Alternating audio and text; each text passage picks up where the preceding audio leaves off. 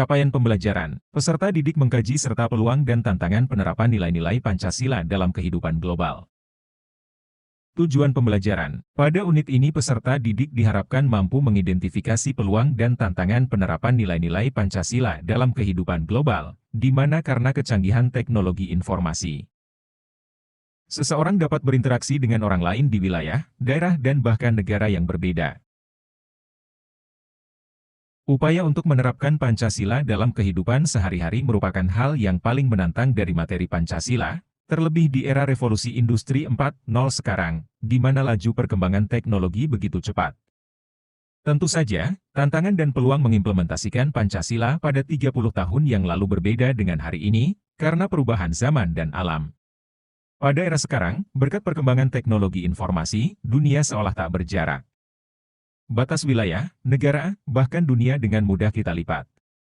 Misalnya, kalian yang berada di desa, cukup terhubung dengan internet baik melalui handphone, laptop ataupun komputer maka kalian dapat berkomunikasi dengan teman atau orang lain meskipun lokasi kalian berbeda.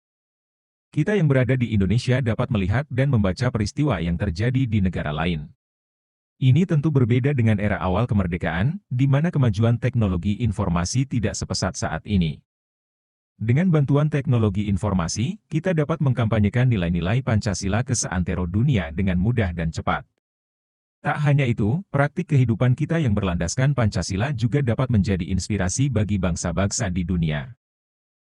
Contohnya, Indonesia dikenal dengan bangsa yang sangat beragam. Ada banyak suku, ras, bahasa, dan agama kepercayaan di Indonesia. Namun, di tengah keragaman tersebut, bangsa Indonesia tetap dapat hidup rukun dan damai. Tradisi-tradisi yang menunjukkan persaudaraan, kerukunan dan kedamaian yang dipegang teguh oleh bangsa Indonesia dapat menjadi bahan kampanye kepada dunia tentang kerukunan dalam kebinekaan.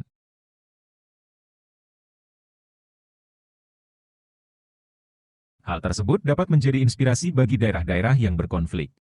Di Bali, misalnya, ada tradisi ngejot, memberikan makan kepada tetangga, yang berlangsung dan mengharmoniskan pemeluk Islam dan Hindu.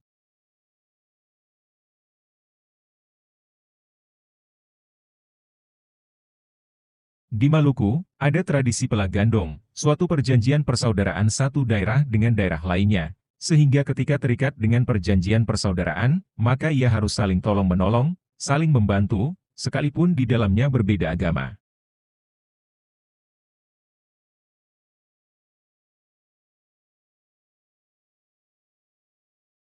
Di Papua ada tradisi bakar batu yang dilakukan untuk mencari solusi saat terjadi konflik. Berbagai tradisi dan kearifan lokal yang dimiliki oleh bangsa Indonesia itu dapat disebarluaskan melalui teknologi informasi.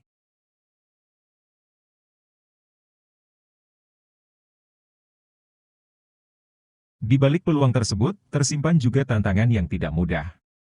Karena teknologi informasi, kita dapat terpengaruh hal-hal buruk dari luar yang tidak sesuai dengan Pancasila dan tradisi kita. Karena teknologi informasi pula, hoaks dan ujaran kebencian menyebar sangat masif di media sosial. Tak jarang, informasi yang kita terima bukan saja tidak benar tetapi juga seringkali merugikan. Dengan teknologi informasi pula, ideologi-ideologi yang bertentangan dengan Pancasila dapat menyebar dengan cepat dan tentu berpengaruh terhadap kehidupan berbangsa.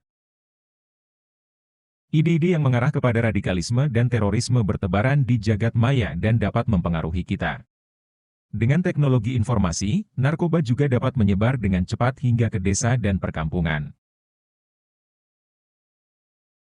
Berpancasila di era media sosial. Menurut data yang dirilis We Are Social tahun 2019, pengguna media sosial di Indonesia mencapai 150 juta atau sebesar 56% dari total populasi rakyat Indonesia. Dan setiap tahunnya pengguna internet terus mengalami peningkatan signifikan. Sejumlah penelitian menyebutkan bahwa media sosial menjadi tempat penyebaran hoaks yang sangat masif. Kementerian Komunikasi dan Informatika, Kominfo, hingga 5 Mei 2020, mencatat sebanyak 1.401 konten hoaks dan disinformasi terkait COVID-19 beredar di masyarakat. Riset Daily Social ID melaporkan bahwa informasi hoaks paling banyak ditemukan di platform Facebook, 82,25%, WhatsApp, 56,55%, dan Instagram, 29,48%.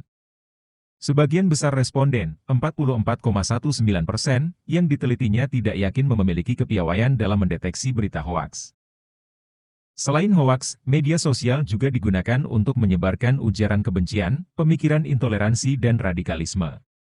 Sejumlah lembaga penelitian telah menunjukkan betapa masifnya penyebaran hoaks, ujaran kebencian, intoleransi dan radikalisme yang dilakukan melalui media sosial. Namun di sisi lain, media sosial juga dapat digunakan untuk menyebarkan sejumlah gagasan dan program yang baik. Aktivitas mengumpulkan dana melalui media sosial yang disebut dengan crowdfunding untuk misi kebaikan seperti membantu pengobatan orang yang sakit, memperbaiki rumah, dan sebagainya, banyak dilakukan. Kita dapat menyimpulkan bahwa media sosial bermata dua. Satu sisi ia dapat menjadi alat untuk menebar kebaikan, tetapi sisi lain ia juga dapat menjadi alat untuk melakukan pengrusakan sosial. Kata kuncinya adalah bagaimana agar media sosial dapat digunakan untuk melakukan kebaikan, membantu sesama, dan menyuarakan keadilan. Pancasila dan pandemi. Tahun 2020 ditandai dengan munculnya virus COVID-19. Ia tak hanya menjangkiti satu negara, melainkan telah menjadi wabah dunia, pandemi. Penyebaran virus ini begitu masif. Sebagai pandemi, tentu saja penanganan terhadap penyebaran COVID-19 tidak bisa hanya dilakukan oleh satu orang, satu kelompok ataupun satu negara.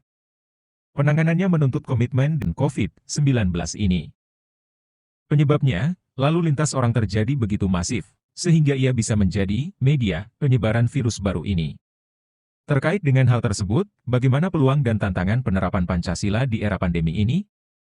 Sebagai warga negara Indonesia yang berlandaskan pada Pancasila, sikap dan tindakan apa yang sebaiknya dilakukan menghadapi pandemi?